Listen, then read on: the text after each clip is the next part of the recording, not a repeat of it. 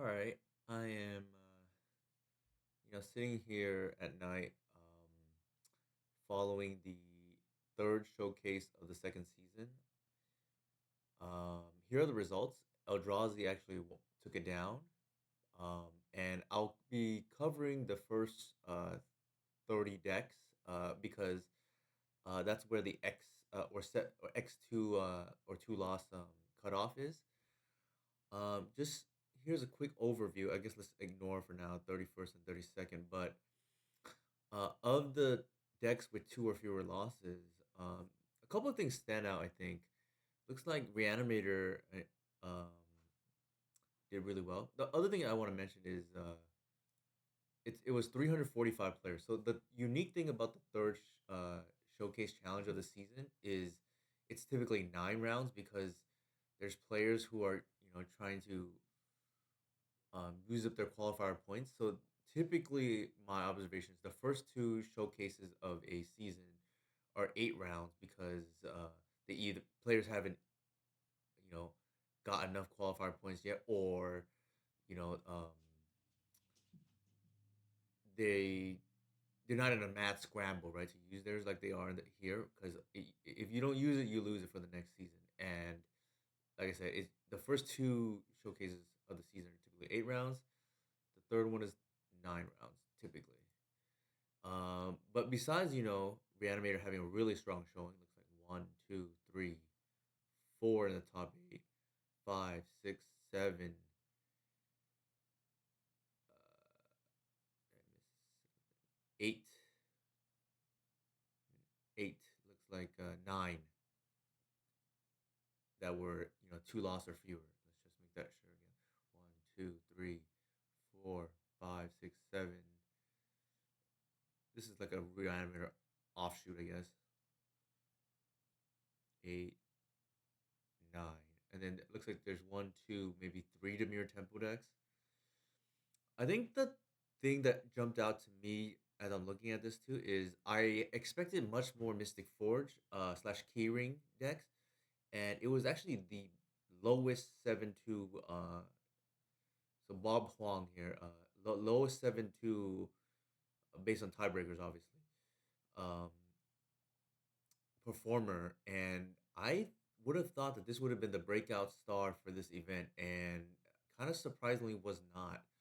Um, I did play this event and I went 6-3, so just one short of the cutoff to get the full set on MTGO for the latest set, which is I think is like Eternities, Edge of Eternities. However,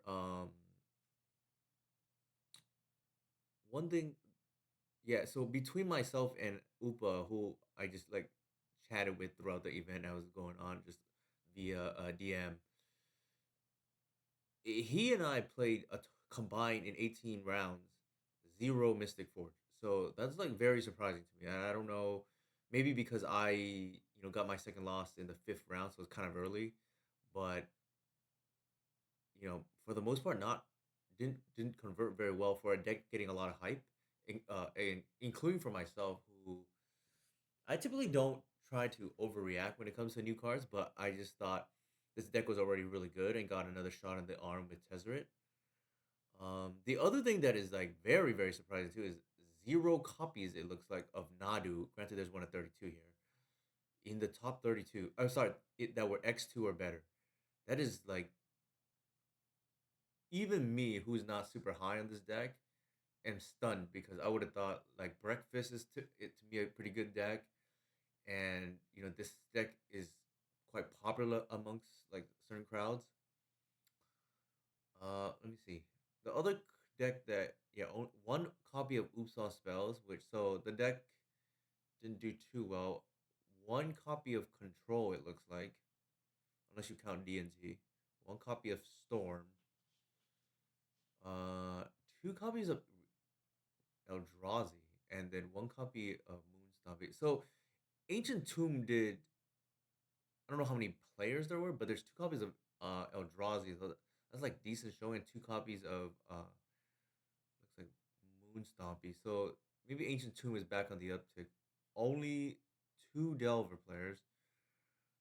But I guess I'm not gonna spend too much on this. Let's take a look at the deck list. All right, Eldrazi. Now, this is not too surprising. They leaned into red, following the band of Microspawn, sewing Microspawn. The interesting thing to me, just like looking at this here, is the first Ghost Quarter. They must think that mana bases are extremely greedy right now. Or one thing that is unique about the the looming key ring deck is it doesn't play any basics, so that could be what the Ghost Quarter is for. It's a fifth Wasteland because that deck is vulnerable to Wasteland. Uh, okay, here we go. Right into it. This is Reanimator. The thing about Reanimator that I've found is I think people respect or over respect the combo side too much, and then they end up losing to the fair side. Granted, it's easy for me to say that because the deck I play is good against both sides, but just a key observation. The Dismember is kind of interesting. Maybe it's a hedge against Blood Moon. That's the only thing that comes up into off the top of my head. Everything else, just on first glance, looks pretty standard. Leaning pretty heavily here into the pivot plan. This one is a kind of surprise. I did not expect Omnitel to do well when discard decks are popular, but Pentap Prism, pretty cool, neat tech here. You get a turn one off, one of your soul lands, and then you have a lot of mana the following turn. Obviously, some people are high on this uncountable land, right? It's the cavern for spells. Lord Beerus, um, Reanimator, Void Walkers in the sideboard. These one offs are hard to play against, and I would imagine when you convert your one offs by resolving them, it's probably a huge blowout, or at least tempo swing. Reanimator again. Let me see.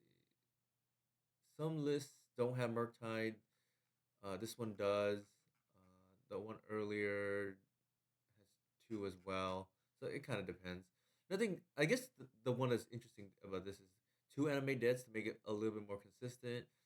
The go for throw is the universal removal spot. So here, blue red, which didn't seem to do well, but Corey Steele getting one top eight appearance is kind of nice. Um, One meltdown presumably for the keyring matchup. I don't think there's anything too crazy here. Stifle is kind of a scary card, personally. Okay, here Moon Stompy with the Saga package, pretty standard list. Three Confluence, again, pretty scary card. Only one, oh, full set of Magus, which makes sense, I guess, if you're into the Saga grind engine. Another copy of Reanimator. Nothing too crazy, I think. This looks like a Wizards deck. Jeskai Wizards, Flame of Venor. Pretty standard stuff. The main deck Magus is really interesting. Now, I have to imagine that's like a hedge towards the keyring decks, right? And lands, because this is a very, I guess it's, I wouldn't say it's free, but these Jeskai decks typically have very strong mana bases or play a lot of basics.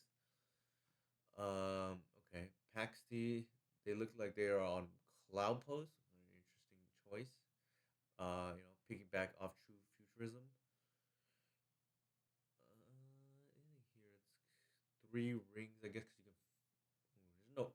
Interestingly enough, I guess they're playing three rings with the fourth one you can find off Karn, perhaps. Yep. The three Eye of the Storms. Wow. Okay. I think that's probably new. It may or may not be new. I don't know. I haven't kept track of Cloud Post personally. Pretty standard reanimator list. Looks like this is a lands list. Cut the 61 cards. Ugh, violation here. But yeah, more or less the Sprouts list. Playing looks like a one Veil of Summer the sideboard. Pretty standard stuff. This list is like very combo oriented. So like you're just trying to make a Marmalade really quickly. Um, you're mostly in mono green. This list is indeed just mono green. Here we go. Reanimator again with the two animate deads instead of just the one. And then the sideboard pivot plan with the void walkers and the Borgoyfs. Reanimator, mostly the same. Inquisition looks a lot like the other list, so maybe they work together. Eldrazi. This list is one Ugin is like kind of interesting. I think kind of different than the list that won. Let's take a look. Three dismembers, three cages in the sideboard. No cages here. Makes sense, right? Like cages are Namba with your Chalice of the Void. And then no Ugin though. Okay, so canister on Reanimator, the turbo version that this is the version that Magic Dads plays a lot. Moonstompy, pretty stock list. Um, DNT here. Adam's been crushing it with DNT. So Adam made the top eight of the previous showcase on DNT, and then I think lost his winning in for the top eight here. I think this is a fairly standard list that is hedged towards Reanimator, right? The main deck, two main deck Fairy Macabre. Containment Priest. I don't think he had a Fairy main, but it's definitely at least three Fairy sideboard. Emperor looks like just a normal tempo list. Two Docs Toxic Deluge. That is a very, very scary card for me personally. Something to keep an eye on. Again, I think they're working on together because the one Pentad Prism is like very, I guess, interesting. It's another thing for your Ancient Tomb to do turn one, which is what I believe it's for. You can go like turn one Tomb into turn two Sneak Attack. Blue red. One Spell Pierce here for the gotcha. Other than that, fairly standard. Oops all spells. Playing the I forgot who the Chowton list, I guess if you want to call it that, with the Charbelchers. King of Fae looks like Reanimator again. Nothing too. One Toxic Deluge. Okay, so I wonder what the deluges are for, cause what creature deck has been popular right lately? I don't think many, but I would have to look.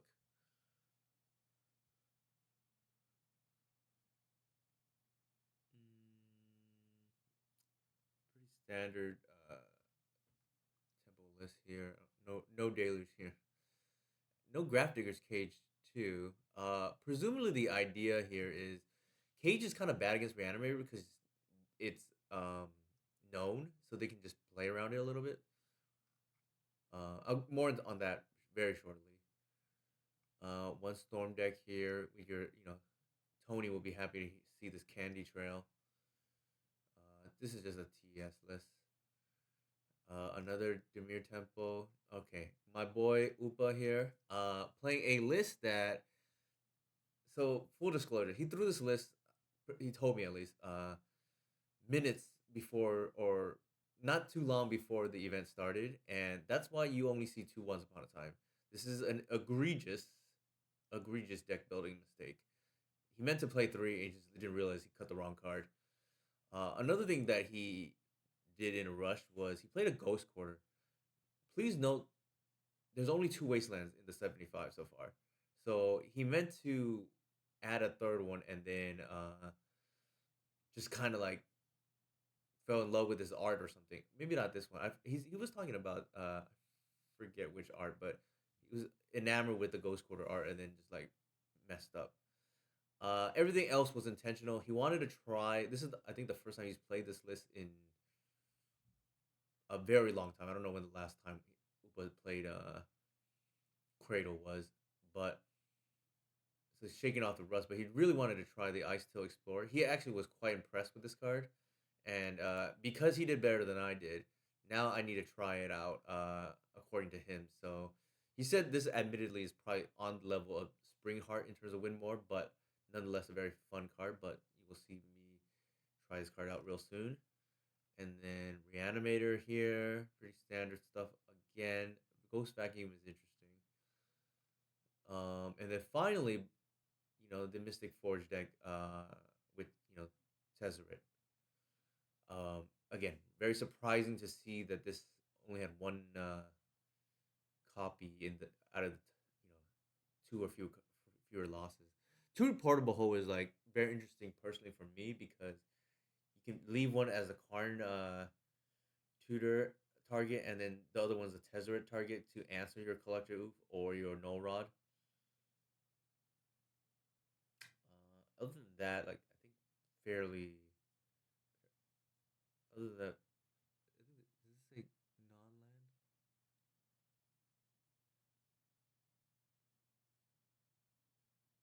Okay, mana two or less, and then this is the catch-all, I guess.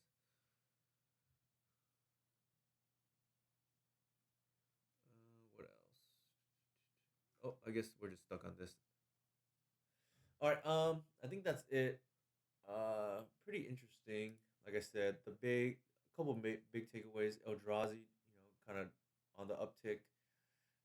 Reanimator just heavy performance here. I don't know how many pilots, but certainly a lot made the top 30. And then no Nadu at all, which is like crazy. And then kind of underperformed Mystic Forge decks. All right. Until next time, this is kind of the recap now that for the what would be August 3rd, 2025 showcase. All right. Thank you for tuning.